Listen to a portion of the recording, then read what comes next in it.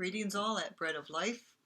Um, it has been a crazy year, hasn't it? I know not just for us, but for you guys as well. I think for basically for the whole world, it has been a crazy year, and it looks like it could get crazier with the elections and everything else coming up. But thankfully, we know God is on the throne.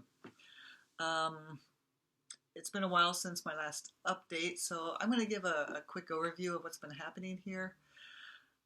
Starting with the COVID situation, many of us had to work from home here at Immerse. I'm actually making this video right now from my office at the International House. So what happened with COVID?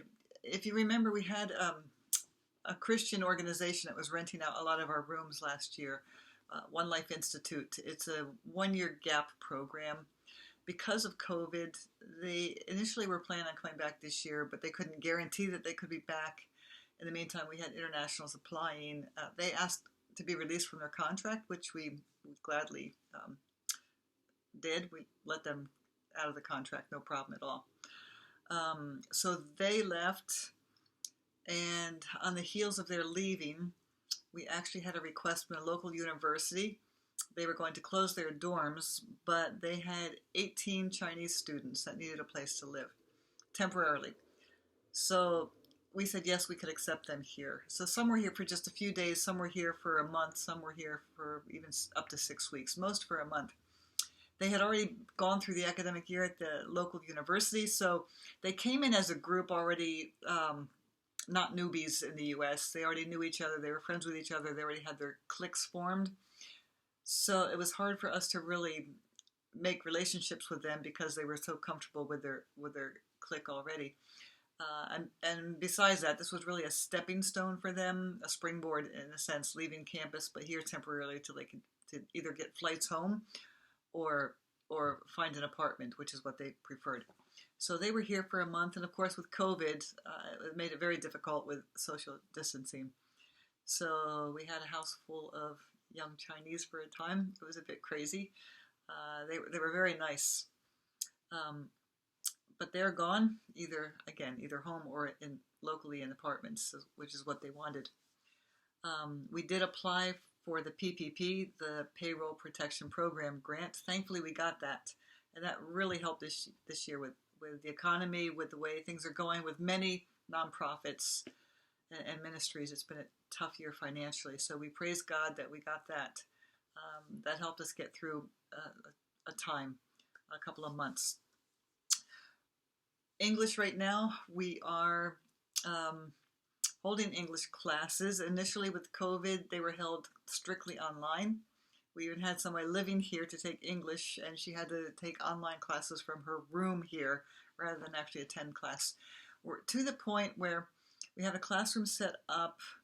I think 3 or 4 come in, social distance in a large room for classes, while several others are also attending that class from overseas. So it's a hybrid class, which makes it a bit challenging for the teachers. But local immigrants and refugees are able to come to our premises. Otherwise, there are students taking English from Haiti, Argentina, Kazakhstan, different places around the world. We are real close to hopefully getting accreditation. We have a site visit scheduled for November 2nd, 3rd, and 4th. That's also going to be a virtual visit at this point. But they'll look at our records, they'll look at all that we do. We have to answer a lot of questions. It's been a several-year process. It's really a grueling process, so we're all glad we're coming down the finish line.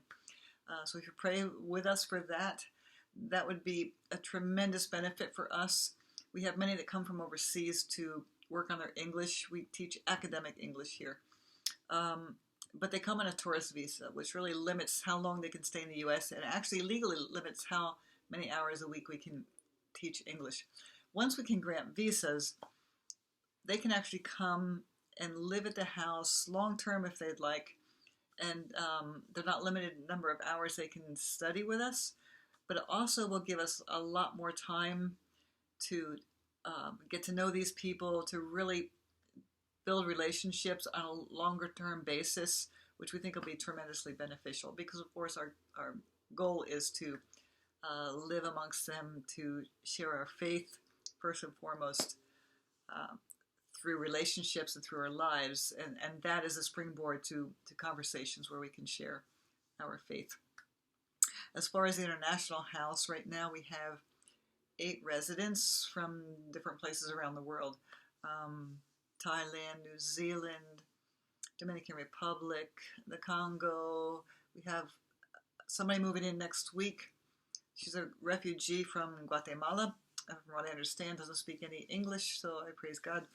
I'll at least be able to communicate with Spanish.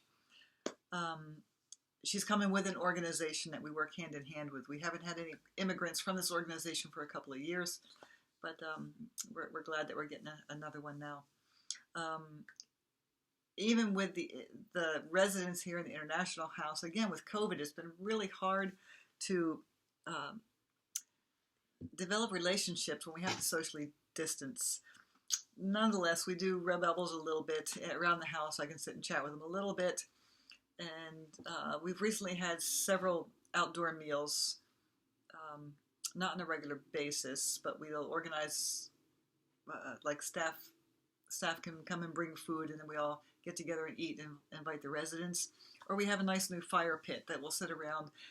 These kind of activities are really helpful because the residents come, they see us as people like they are. It gives us a chance to let our hair down, so to speak, and just interact with them and strengthen relationships that we've already started.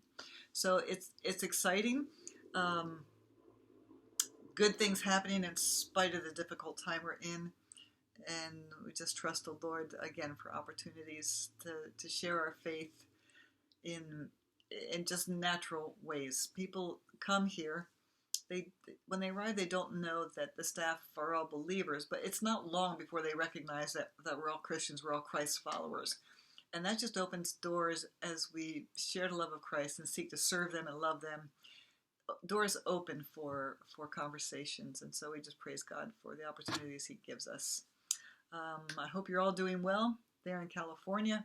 I know you're having a lot of problems with wildfires. I hope not too close to you guys, but in watching the news, it seems like a lot of smoke in the air and even some fires around the Los Angeles area. So trust the Lord will protect you, encourage you in these difficult times. And, my life verse is, let us fix our eyes on Jesus, the author and perfecter of our faith. And I love that verse because I think it's jam-packed with a lot of good meaning, and I trust we can all do that in these difficult days. Okay? Blessings to you all.